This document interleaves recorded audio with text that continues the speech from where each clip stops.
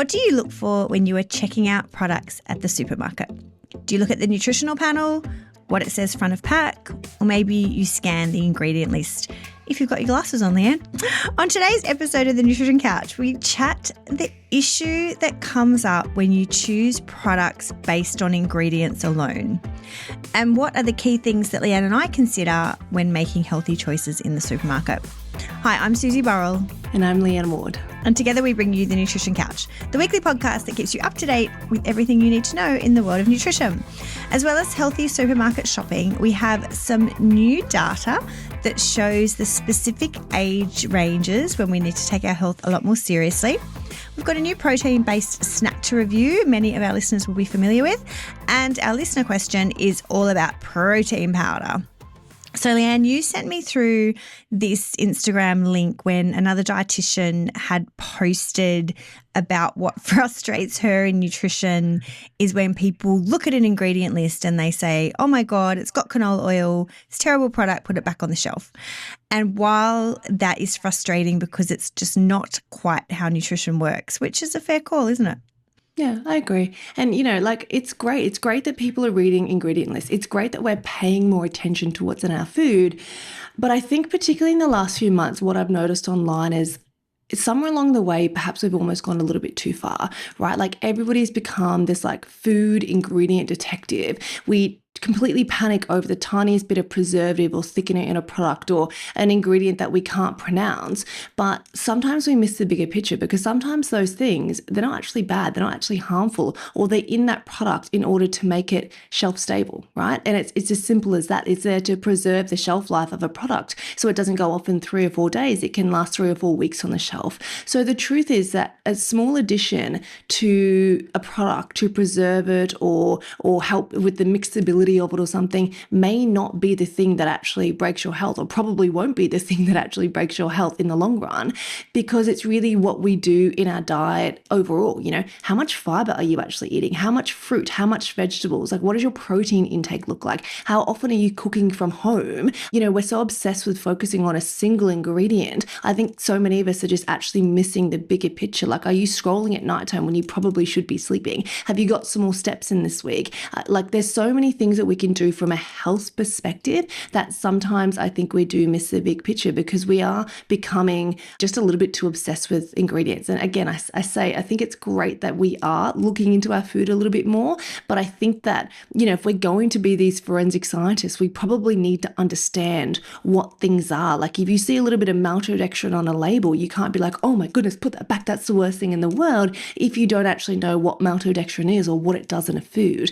Like food is chemistry. Even water has a chemical name. We can't just demonize every single additive or every single ingredient on a list of food because it's unfamiliar to us, because most of us don't have the scientific background to actually understand what goes into a food. And if you choose to eat a food in a packet, ultimately you are choosing to eat some level of processing. So there has to be some form of, preservative or emulsifier or vegetable oil within that food. Are there better products on the market? Absolutely. But not all of us have access to that. Not all of us have the budget to afford that. Sometimes these better products, let's be honest, Susie, they don't actually taste that good, even if they are a better product, or the kids won't eat them, even if we buy them. So nutrition, there's so many nuances in it. It's not just black or white. Just because it has an additive in it doesn't automatically make it bad. And I say this to people all the time when they send me these things on Instagram. They're like, is this bad? I'm like, in what context? Like, what is your background? What is your goal? How much of it are you planning on eating? Are you just going to have it once a week or once a month? Are you going to include it as an afternoon tea snack every single day? So it can't be a simple question of, is this good or bad? There has to be context with that.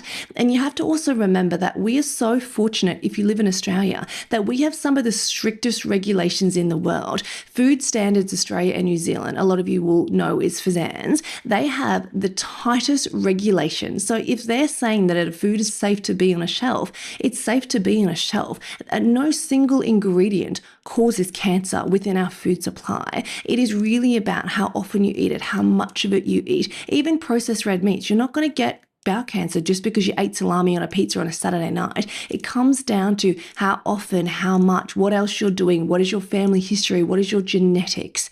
So I think it was just a really important discussion to say that it's great that you were doing some more detective work, but if you're going to be a detective, you have to do it the whole way, Susie. It can't be like when we talked about in the last podcast, like convenient nutrition theories for you. It can't be convenient, whole food ingredients when it's convenient for you, but then you're going to go smash your, Domino's pizza at 2 a.m. after a whole weekend of drinking. So I think that balance is key. You have to understand what some of these ingredients do in foods, and we can't just demonize everything, because if we choose to, and most busy people like you and I, Susie, we choose to eat some level of processed food, some level of packaged foods, there has to be a little bit of a trade-off sometimes. So if you're going to have a Woolworths roast chicken, if you decide to do that, pull the skin off, take the stuffing away, just eat the breast meat, because, it's not as easy as to say this food is good or bad. Context matters, and how often you eat it matters, and who's buying that food matters as well, because so many of us are really struggling from a budget perspective at the moment, and we're not in a luxurious position where we can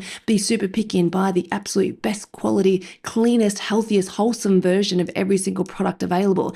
And as I said, even if you did, your kids probably wouldn't eat it. So there has to be a little bit of give or take. So I think bottom line is read your labels. It is really, really important. The nutrition panel is also important, but don't let that alone be the sole judge of whether a food is quote unquote good or bad, because it's not about perfection. The patterns of your eating matter. The portions of your eating matter, how much progress you're making across the week matter. If you got to read your nutrition labels really closely, but you're not hitting your 5 to 10 serves of vegetables a week, is that really health overall? Like, is that really balanced? So I think that sometimes we just lose a little bit of perspective when it comes to some of these things. We go laser focused on one area, and then we kind of forget that big picture, don't we? Well, ingredient lists do simplify it. I have been guilty in the past of saying, even on this podcast, if you want to get an idea of a nutritional profile, take a look at the ingredient list. But that probably is the way I can describe it best, because the issue with ultra-processed food is when you have that myriad of ingredients and the list is really long. I recently went on the McDonald's site, and that's a good example of not only convenient nutrition for you because everyone's happy for a cheeky drive-through, but not to have a bit of vegetable oil in a processed snack bar. But if you look at the ingredient lists on fast food, KFC, McDonald's, Pizza Hut, they're really, really long. And that is a classic example of where it's a problem. But, we've spoken about the frozen potato chips, the French fries and the wedges and sweet potato chips. And, if you had looked at some of them and the ones we've covered, I think they're 80+%. I just bought the boys some 95% oven chips. So 95% of that product is potato. And then the next ingredient is vegetable oil, and the next ingredient is salt. Now, if you were in the seed oil brigade, you'd be like, oh my God, it's got seed oil. But you and I would interpret that as actually being a good choice, because the bulk of that food is potato, which is what you're paying for. So I think that if you are trying to decipher nutrition labels, basically what we look at is we love a clean ingredient list. We love a yogurt or a Bergen soy lean, which is just whole food. Fantastic. These are foods that should be the 5-star health rating. But it's that grey area of food that sits in the middle section of the supermarket where you will see preservatives, emulsifiers, vegetable oils. So it's always the percentage of a product. And so, for example, if you look at even something like Vegemite, if you look, it looks like it's ultra processed, but you consume such a small amount of it, it's kind of insignificant. And that's what we're trying to get to. If the amounts of vegetable oil or sugar are insignificant in the grand scheme, it means it's not to be worried about, because we don't consume a whole lot of it. So yes, seeing long ingredient lists or ingredient lists with things that you don't recognize is probably a bit of a sign to be aware. But if, you're looking at, I don't know, a wrap, or if you're looking at a cracker and 97% of that cracker is whole grains, and then you've got 1 or 2% oil, there's no need for concern. Most of it is good quality. And that is what I'd be looking at, is just making sure that what the food you're buying is made from a whole ingredient list. Salad dressings is another example.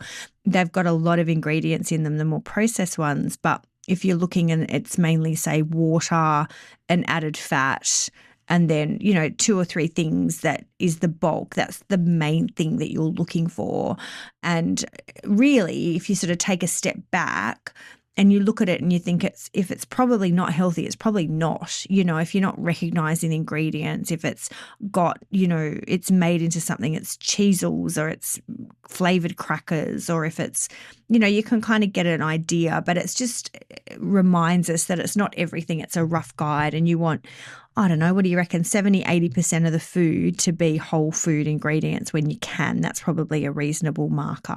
So a tiny bit of a vegetable oil or etc.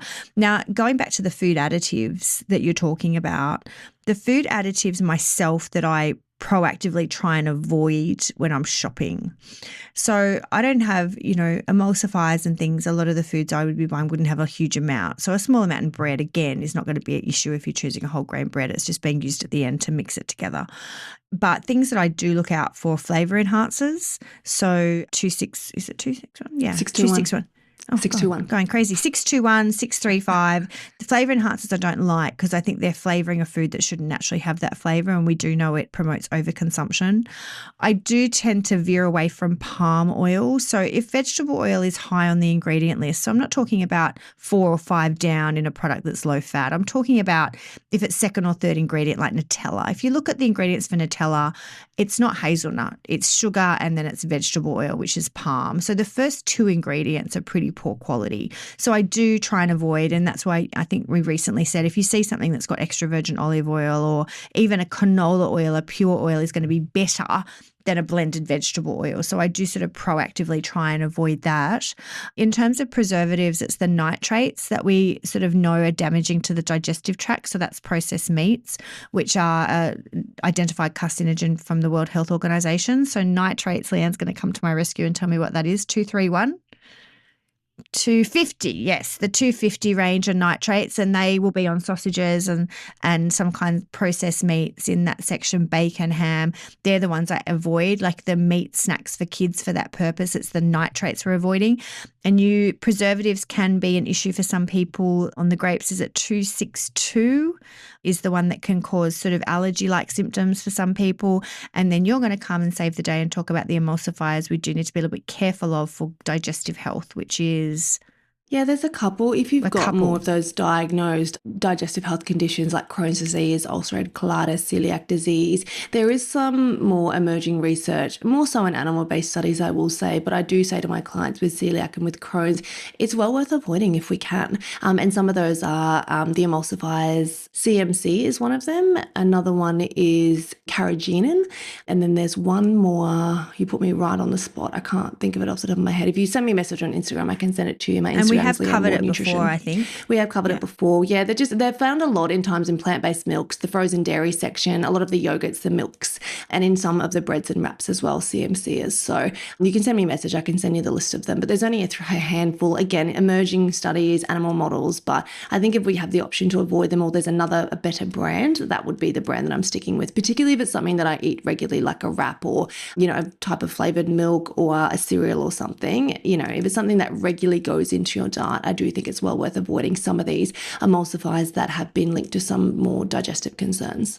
Yeah, so there's only a small handful that we sort of say avoid if you can for a number of reasons. But probably going back to the example of a salad dressing, if I was looking at a salad dressing and it had very low amounts of sugar, so less than 1 or 2 grams per serve, and I looked at an ingredient list and sugar was there, it's just the way we would season a spaghetti bolognese to give that little bit of sweetness. A tiny bit is being used, but it's not that you have to run amok with sugars on the ingredient list. So you're looking at the overall profile of the food, and that's where the nutritional NIP, the actual profile of amounts of carbohydrate, fats, sugars will tell you that. So basically it's complicated science. That's why the dietitians are there. We're here to give you product recommendations specifically because you're not expected to know all this stuff, but there's a lot of nuances with it, and it's not just black and white is probably the key message that we're trying to send.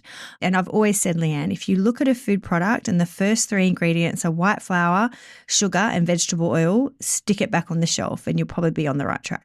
You're probably on the right track. And sorry, that last one is polysorbate 80. So polysorbate 80, CMC, which is carbamethylcellulose, or carrageenan, which is E407. If you have any diagnosed kind of gut digestive issues or concerns, they would be the ones, if you can, largely avoiding. If it, comes in occasionally, not really a problem. But if you're buying it in regular products like breads or wraps, I would be making an effort to choose another brand.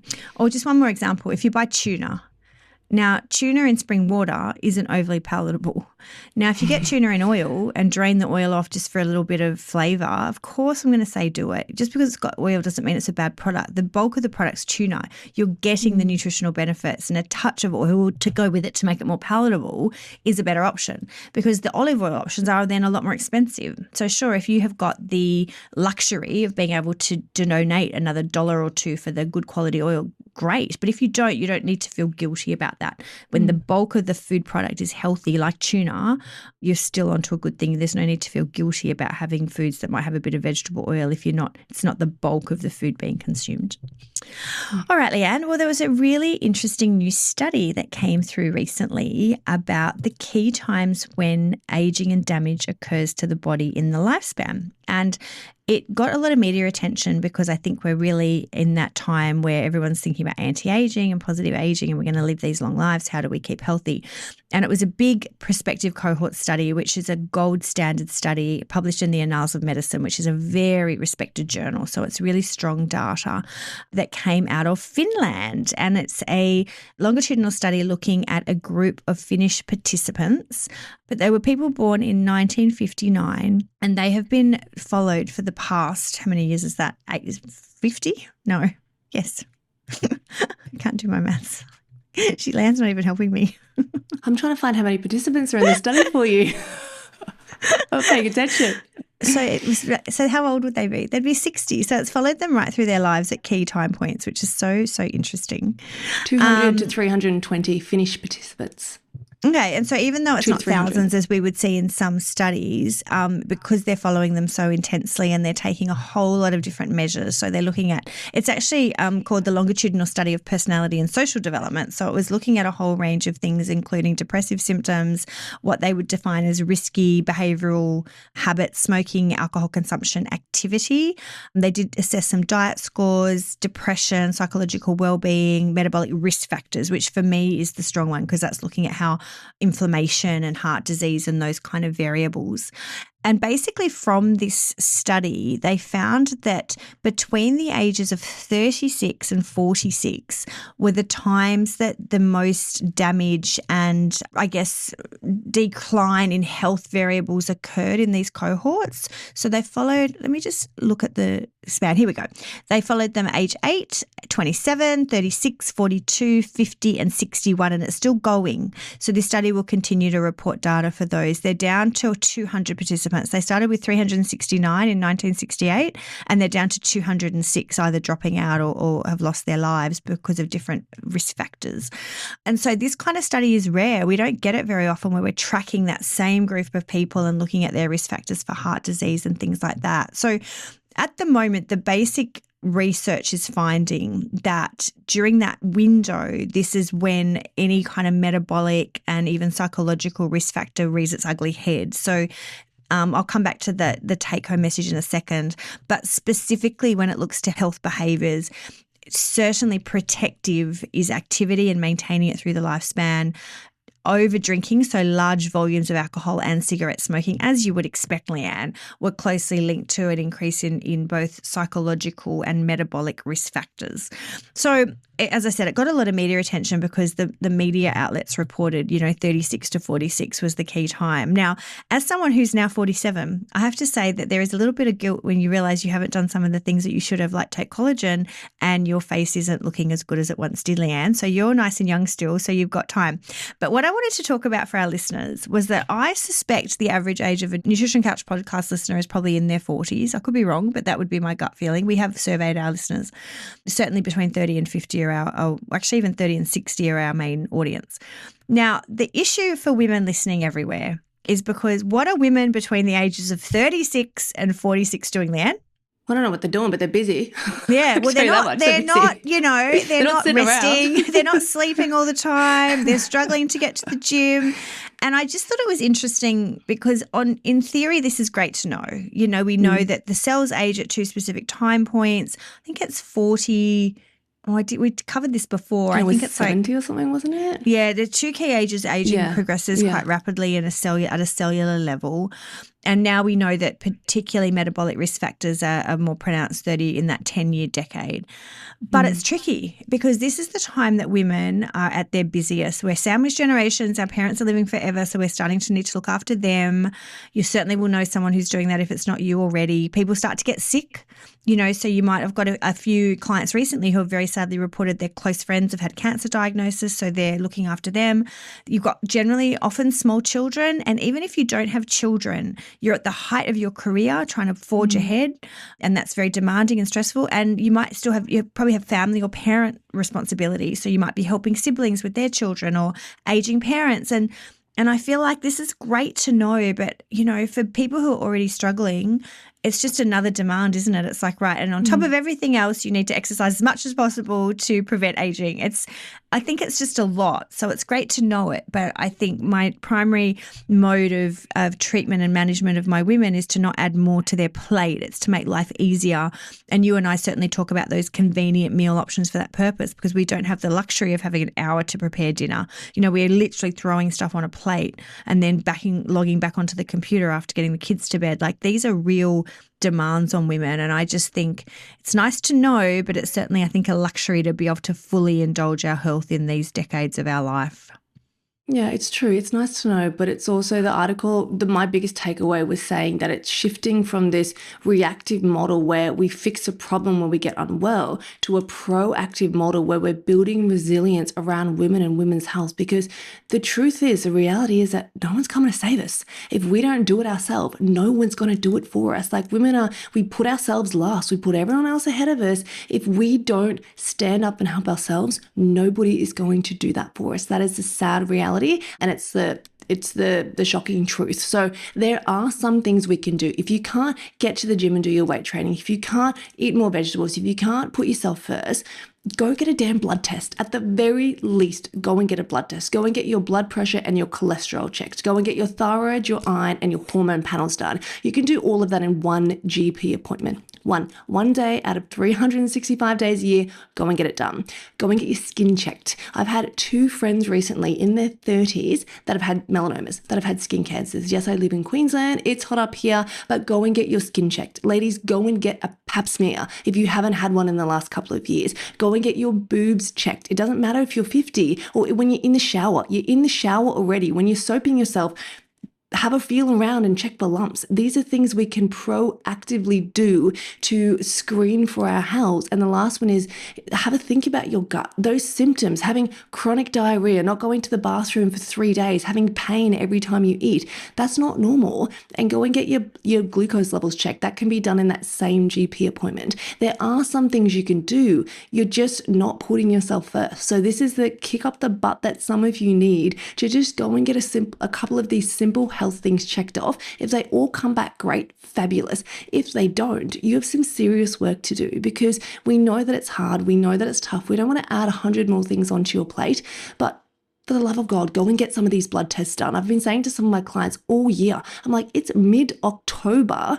Go and get them done. Schedule them into your calendar. It is a work appointment. It is a sick day if you need to take a sick day. So many of us have hundreds of sick days banked. We never take them. I never ever took a sick day. When I left my hospital job, I had hundreds of sick days I would never ever have used. Maybe not hundreds, but hundreds of hours of sick leave I'd never ever even touched. So go and take a sick day and get some of these important blood things checked. Get a pap smear. Go get your boobs checked. Go get your skin checked for any sort of melanomas, because by the time these things are found, sometimes it can be too late. And if you're not here, you can't take care of everybody. You can't put everyone else first if you're not here. So it's really your sign to go and get some of these things checked, because we have to be proactive in our own health, because like I said, no one's coming to save us. That's a sad reality.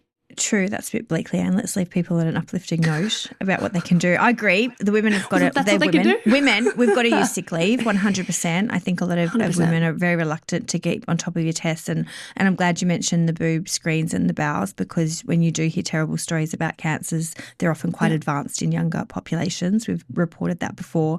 I think that the messages that I have, first of all, if you are 36 still, take your collagen. Take your collagen and vitamin C. I'm telling you, it's one thing I regret not doing. Number two, I think that we do have control over our nutrition. We sometimes think we don't, but we absolutely do. You have absolute control about what goes in your mouth each day. Make good nutrition easy. Order the supplies to work, order the supplies home, use the pre-made salad bags, get the frozen fish. Remember you need more leafy green veggies. If you're going to invest, make yourself a green juice, eat more greens. These are simple things that you can do which will have pronounced effects, and you do have control, and probably a lot more than you're even admitting. Now, the last thing I want to leave listeners on this point is the importance of exercise. And what I'm seeing, Leanne, time and time again, is a lot of my clients moving but not exercising, and there's a big difference. Now, it is great to walk the dog, great. It's great to go to Pilates. We all love Pilates. I think every one of my clients does Pilates. But Pilates takes a long time because you have to get there. You have to do the hour. You get home. I reckon it takes 2 hours. And it is not resistance training. If you are doing Pilates 2 or 3 times, you've got to pull one of those out, and you've got to increase some high intensity cardio training, because we're not, back in the 80s and 90s, it was all about the cardio. It was all about working hard training, and that has been replaced by more gentle activity, which is fantastic for flexibility, feeling good about your body, mental health. They're all benefits, but you cannot put all your eggs in those baskets. You have to do some exercise and some training. So even if you swap out one Pilates and just commit to doing 20-minute jog, some high intensity interval training, hire an exercise bike, invest in equipment so you've got it at home. When you travel for work, use the gyms. If you've got memberships at work, go in lunchtimes. But you've got to do that high intensity heart rate. That is metabolic health and fitness. And that is what we don't do. We get rid of that, and then our cell becomes less efficient. And when our cell is less efficient, we store fat more readily, our glucose levels get out of control, we gain weight more readily, and we lose that fitness and protective effect of our heart and our heart health. So that is my message. You've got to do some more cardio, and I would say 9 out of 10 of my clients are moving, training, getting to Pilates, but they are not doing proper high intensity heart rate training where their heart rate's 130, 140, 150 and getting a training effect, and that will revolutionize your training. I'm not saying ditch Pilates. I'm saying if you're doing 3 Pilates a week, swap one out, because you're probably not doing enough cardio training, which is where all these metabolic health benefits come from. Yeah, I don't know. Yeah, more so for me, it's more weight training. Like, women aren't doing enough weight training. Like, Pilates isn't weight training. But if you've got to fix it, that you've got to choose. You can't do, if you've got someone who's already pushed for time and you had to choose between weights and cardio. 100% weight training. The studies and the research but you can around do that, muscle and bone maintenance. Yes, but you can do that you can do a bit at home if you've got no time. You can do some sit-ups, you can do some push-ups, you can do some squats, you can do some lunges. Not weight training. Okay, if you've got some hand weights. Agree to disagree. No, I'm just saying that it's a balance for people. It's hard because you're trying to pick one or the other. So say if you're going to the gym, you're going to the gym, do half weights, half cardio. Yeah, I find that people do one or the other. Just split it, just because we're on limited time here. So you've got to be like, what can you manage?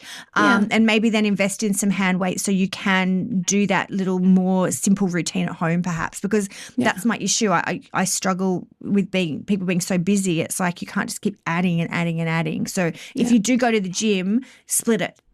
And then you're just getting the best of both worlds. Yeah, because you don't have to do a lot of the way. It's just regular and progressive. So, okay. But like you said, like that heart rate has to go up. Like sometimes I put up a little screenshot for my Garmin and I'm like, my max heart rate was in the 190s and people are like, oh my God, like, aren't you dead? Like you have to train like that sometimes. Yeah, but you're a freak, man. People are not doing that all the time. I only do that once or twice a week for conditioning. But it has to be more than 120. I'm 36, thank you very much. But your heart rate has to be more than that, that walking zone. Or like you said, you can't just, if you're doing the same exercise every single day, it's not actually benefiting you metabolically. Like get that heart rate up. Like it can't just be walking in Pilates all of the time, because we've been taught that, spiking our cortisol is so bad, but it's not a bad thing. Like any form of exercise is going to spike your cortisol. It's not a bad thing. It's when that cortisol is consistently spiked all day long and never comes down down, that's where it can, become an issue. So spiking your cortisol from exercise isn't a bad thing, but women certainly need to challenge themselves a little bit more. We need to push a little bit harder, and we need to weight train. So if you're going to go and lie down on a reformer Pilates bed and do a luxurious hour of reformer Pilates, that time could be better spent if you could do it for 30 minutes and go do your weight training for 30 minutes. Please do that, because your muscles and your bones will thank you, because osteoporosis doesn't start in your 70s. It starts in your 30s and 40s. It really true. does. True. And Leanne, you look 28 because of your high intensity interval training on your Garmin, 190. She's a freak, people. She's a freak. When I come up to Brisbane to see her, she's like, do you want to go to the gym? I'm like, no. Because I'm old and very tired. Well, you're getting the sauna though, would you? I've got the sauna. That'll be good cardio for me, 100%. It's too hot in Queensland to work out. You could die from that. It is getting very hot, All right, on to a more joyous note than making people feel guilty. You'll like this one, people, because I've got a dessert for you. Now, Leanne, I do not like soft stuff in my mouth. Sloppy food is not my thing. So this range, I get a lot of questions about the growing range of chocolate and protein puddings in the supermarket. Now, I don't talk a lot about them because I don't like them, because I have to have crunchy, hard things. Should I do this segment? You don't like soft things in your mouth. Should this be mine? No, but I want to talk about them because it's the latest rage is the protein puddings, is it not? Everyone's loving them. Now, I've got it here with me. I've got the one that I'm going to review today. We've spoken about the yogurt. There's the Paul's yogurt one, and then there's the Wicked Sister, isn't there? And Happy Pants or Plants, or you did some work fancy plants. Happy Pants. Fancy plants. They've got a great little chia pudding one and a little chocolate one as well. Yeah. That's silky chocolate one. The one that's had a lot of questions asked today is the Rockaby protein Dutch chocolate snack. Now, as I said, I always feel more passionately about things that I like, which is just natural, isn't it? But nutritionally, I've got a lot of clients who are enjoying them, and I thought it was time we had a look at them. This is 160 grams, $3 per snack. Now, that doesn't sound insignificant, but if a coffee's $5, Leanne, it's actually pretty cheap, isn't it? Well, think about like a tub of the high-protein yogurt, so about 160 grams, same kind of thing. Yeah. So the ingredients is, and I've been specifically asked by several listeners about this one. And we're not talking about the drinks today. The Rockaby range. We're just talking, we're not talking about the milks. We're just talking about the protein puddings. So the ingredients on this one I've got filtered low-fat milk. It's got cream, erythritol, which is a sweetener, native starch, Dutch cocoa 1.5%, dietary fibre, natural flavours, gelatin, sea salt, enzyme lactase, natural preservatives, stevia. So Leanne and I would say that's a pretty clean. Whilst there's some additives, they're in such small amounts because Dutch cocoa, as the flavour, is only 1.5. So anything under that is tiny amounts, which is why we wouldn't be stressed seeing sea salt or a bit of sucrose or things like that. There's no sucrose, but the like. So what does it give us? It's 160 grams. It's just over 150 calories, so very controlled, and 15 grams of protein. So straight away I'm liking that, because if you look at protein bars, Leanne, they can be upwards of 200 calories, sometimes 3 for less than 15 grams of protein. So you're already getting a lot of protein per calorie. I like that. They're low fat, 1.7 total, low saturated fat, importantly, because they're using low fat dairy as the base.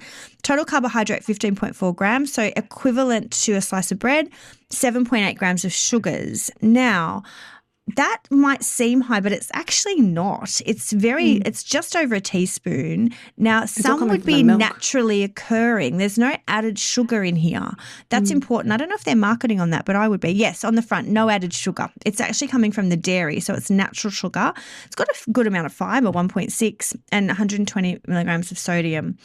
Now, it's 5-star health rating, and I myself would give it 5-star health rating, even though I don't like soft food. And I wouldn't have it, because if I was having a treat or an afternoon snack, I would have something I could chew, crackers, cheese. I wouldn't have something soft like this. Oh, actually, you know what else it's got in it, Leanne? Oh, my God. 488 milligrams of calcium, which they don't even market. Why do they mention that on the pack? They need us in their marketing team, Leanne. That's massive. 488 milligrams. That's over half your recommended daily intake for younger women, and close to half for women over 50. That is a ridiculous amount of calcium. So I'm just loving this product. So my clients have been having it for afternoon tea, and they're loving it. And I'm a big fan too. They've done very well. I'm just shocked at how high the calcium was, because I didn't see that on the pack. Oh, yeah, it's at the back, high calcium. But see, my eyes are bad. I can't see it. That's a lot, isn't it? Do you like It's it? a lot. Yeah. I like it. I like it. I haven't tried Yeah. it. I've tried a few of the other ones. I don't mind. I'm a big yogurt girl. Like I like my yogurt, or I like you, I'll have some cheese and crackers, or have a bit of fruit, a bit of chocolate or something. So I like to chew my food as well because I feel like it's more filling.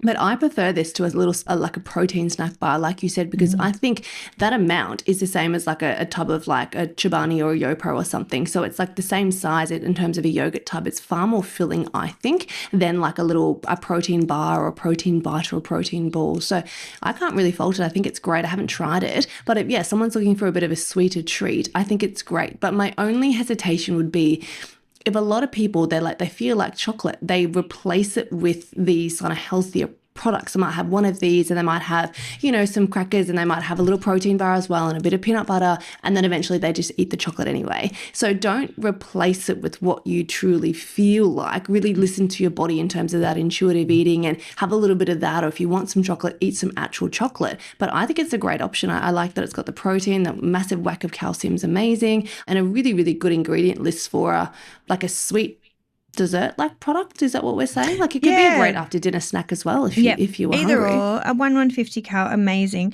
I wonder if that would freeze well, because I think if you like freeze it, and I would have to try it. I wouldn't give it to kids though. And I wouldn't give it to kids because I think 15 grams of protein in a snack is a bit high. Teenagers, yes, but not small kids. So I wouldn't give that to my boys yet. I think that's too high protein serve for them. They don't need that. But yeah, really well done. And I'm just blown away by that calcium, because we like the YoPro Perform because they've got close to 500 milligrams of calcium, which is amazing for the ladies. But I will say actually, because a couple of feedback points on products we've spoken about, Leanne, I've heard that the protein feta is not great. A couple of people have said to me it's a bit chalky. Still haven't bought it. Someone said to me yesterday, did you try it? And I was like, oh, no. They're like, And the 10 grams of protein, cheese and crackers too is a little bit dry, I have to say. I've had that. Oh, okay. So we just have to be honest. Right? You can zero in the ingredient list and it can be like 100% perfection, but it does taste good at the end of the day. That's what people actually want. They want it to taste good. But I've heard nothing bad about this, so hopefully it tastes as good as the nutritionals are. And you've got one now, so you might have to suck it up and just have a little spoon. It reminds me of Yogo back in the day, in the 80s. Leanne's so young, she didn't even know how Yogo. No, I know it. Yogo's still around, isn't it? I think so. I think you can still get it. Yeah. Anyway, yeah. Okay. Anyway, moving on, Leanne. You can have our last segment. Listener question. I have never used a protein powder before. Should I start? Short answer, not necessarily. Like you don't actually need a protein powder. And that probably sounds a bit weird because Susie and I own and run a protein company or a supplement company, but you actually don't need a protein powder. Protein powder can be a very helpful tool. It can be a very convenient tool, but it depends on your lifestyle and your goals. I will always say to my clients, try to get your protein in from whole foods first. Eat eggs, eat Greek yogurt, have cottage cheese, lean meats, tofu, legumes, dairy. But the reality is that women are busy. And if my ladies are going to skip breakfast, I'm 100% going to give them a protein shake and a banana before I let them skip breakfast. If that's what they need on the run, on the train, driving into work, directly after the gym before they run into work, if that's all that they can get down, I would 100 times over them rather they eat that than eat nothing and skip and then have this like back-ended hunger all day long. So you don't necessarily need it, but it can be helpful and it can be convenient. So if you feel like, and I must say, like I don't write protein powder into my meal plans only at breakfast. If people are having a smoothie, some of my clients just love cereal. I'm like, great, we'll have your cereal, but there needs to be some protein there. And unfortunately, just a bit of milk with your cereal doesn't cut it. Like women need 20, 30 grams of protein at breakfast, most women, particularly if your goals are around fitness, recovery, muscle building, or weight loss, you really need to be ticking that 20 to 30 grams of protein at breakfast. So if you can't do that, if you don't want to sit down to 4 eggs, if you don't want to, have mincemeat at breakfast time, if you don't want to eat a ton of cottage cheese on your toast, you can use protein powder to boost up your overall protein intake. So you don't have to have a full protein shake. You might put half a scoop in with a bit of Greek yogurt and a bit of milk. You might sprinkle some protein powder onto a bit of higher protein cereal with a cup of milk, and that might get you close to 30 grams. You might have a bit of a protein shake for afternoon tea with, some crackers and some cheese to get a bit of a bigger protein hit. So you don't have to have it, but it is a really convenient tool. I would say I have probably protein powder multiple times a week because it's easy and it's convenient. And if I'm running off, I'm finished the gym, I'm running off to daycare, I'll have a protein shake in the car, I'll have that, I'll do the daycare drop off, I'll grab a coffee, I'll come home. And sometimes I don't get my breakfast down till 9 or 10 o'clock. If my goal around my fitness and my training is to recover properly and fuel properly and get stronger, that's too long by the time I've trained at 7 until I sit down to breakfast at 10. So it's a little gap that I can fill with a bit of a protein shake on water and just grabbing a coffee or something to keep me going until I can get back to have my breakfast later on. So I think that's how I would use it. I would use it as an addition to a meal or as a little mini replacement while you're trying to get in a meal. A protein powder is not a meal. Let me be very clear. It's not a meal. It's not a meal replacement. It's not what you just have to lose weight. You use protein powder to complete the meal or to boost up the overall protein in the meal or as a little adjunct until you get to your meal. That's how I would use a protein powder, but it is not a meal in itself. Did I cover that? Do you have anything else to add there? I would agree. It's a functional ingredient to boost the protein powder. I tell you where else I use it more now. When I've got busy women traveling, either even socially or for work, because they might struggle to pick up breakfast at the airport, and I'll say just pack a shake or your shaker, or we've got the hand mixers, and then they can have their shake before they go and they've just got something with protein. Or I've had a few clients doing treks and things overseas and they'll take a sealed protein and then they've actually got it because in some of those countries there's a heavy vegetarian component and they can't access a lot of animal protein. So it means that if they've got water or access to bottled water, they can whiz a shake up. And as we saw from Stacey she does the protein coffee in the morning. So she just whizzes an espresso shot with some protein and you can do it with some milk. It's like a light breakfast on the go that's got protein. So yeah, I think it's functional. You can make protein pancakes with it if I'm doing muffins and stuff for the kids. You can add it into protein balls for snacks. But 90% of my women who use protein powder will be using it as a smoothie breakfast addition to bump up their protein intake or as a late afternoon top up when they need something with protein and it's just convenient. So yeah, just functional ingredient. But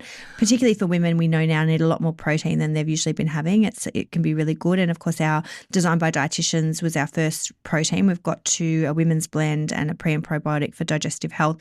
And they are the best tasting proteins. We were so thrilled with our formulation. They taste great. Like I'm not a massive protein user, but I have to say ours taste amazing. So certainly check them out at Designed by Dietitians. And we do have a conflict of interest, but this is our podcast, so we are allowed to. I'll quickly add one other little tip you can do, which our friend Keisha actually does. She makes this beautiful protein like iced latte that she sent me. She does milk, she does ice, she does a scoop of protein powder, a shot of coffee and blends that up and it's delicious and it's like an iced latte.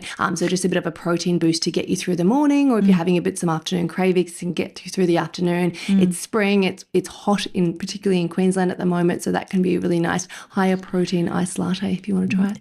Actually, I've got some other news. I think we mentioned, did we talk about the Ninja Creamy and the Ninja ice cream maker? Yeah. Have you seen those? I'm getting one. Well, maybe we'll do a whole segment on it. They're sending me one. And so my boys are stoked because they're getting a swirl, which is the ice cream one, but you can put and make protein blends. So watch this space, people. I'm going to be making some protein ice creams with our powder. Nice. Yes, nice. Perfect. All right. That brings us to the end of the Nutrition Couch for another week. Please keep telling your friends about us so we can continue to grow. And check out us on Instagram. We're the Nutrition Couch for all your listener questions or for our supplement range at Designed by Dietitians. And we'll see you same time next Wednesday for our regular episode drop. Thanks for listening. Catch you guys next week.